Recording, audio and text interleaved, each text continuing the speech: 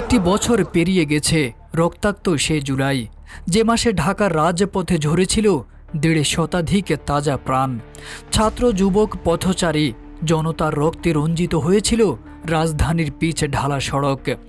পুলিশের গুলিতে একের পর এক প্রাণ যখন নিভে যাচ্ছিল, যখন শহরের প্রতিটি গলিতে শোনা যাচ্ছিল কান্নার আর্তনাদ, ঠিক তখনই সাবেক প্রধানমন্ত্রী শেখ হাসিনার সফরের গন্তব্য ছিল দুর্বৃত্তদের হামলায় ক্ষতিগ্রস্ত মেট্রো রেল।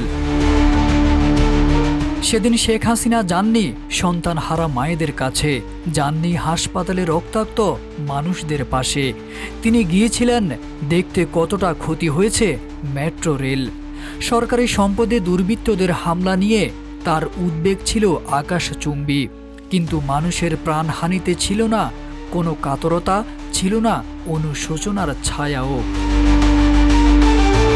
এর আগেও 18 জুলাই শেখ হাসিনা গিয়েছিলেন পুড়ে যাওয়া বাংলাদেশ টেলিভিশন ভবনে।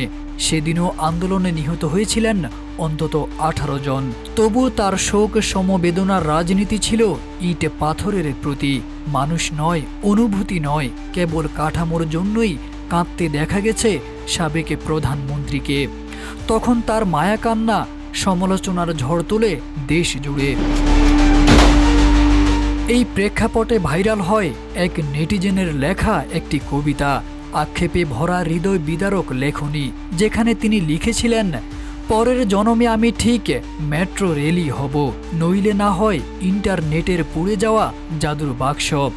পুরো জাতির প্রাণ ভোমরা যেথায় রক্ষিত থাকে, আমি বিআরটিসি বাসের সিট হব, আমি রাস্তায় ডিভাইডারের ভাঙ্গা রেলিং হব, সড়ক ভবনের সামনে দাঁড়িয়ে থাকা গাড়ি হব। তবুও মাগো, আমি মানুষ হব না, মানুষ হব না। এই কবিতা যেন পুরো জাতির হতাশা আর অভিমানের প্রতিচ্ছবি। একটি বছর পেরিয়ে গেছে, তবুও শেখ হাসিনার মুখে একবারও শোনা যায়নি অনুশোচনার সুর, বরং শোনা গেছে কেবল পুলিশ হত্যা আর ষড়যন্ত্রের আর্তনাদ। গেয়েছেন নিজের স্বজন হারানোর পুরনো ভায়োলিন, যা শুনে পুরো দেশ বিরক্ত। এই যেন একটি জাতির জর্জরিত মানসিকতার উপর বেহালার করুণ সুর। এই রক্তাক্ত জুলাই শুধু স্মৃতি নয়, এটি ইতিহাস, এটি অনুশোচনার দায়। আর সেই দায়ের ভার থেকে কতদিন পালাতে পারবেন ক্ষমতাচ্যুত সাবেক প্রধানমন্ত্রী শেখ হাসিনা?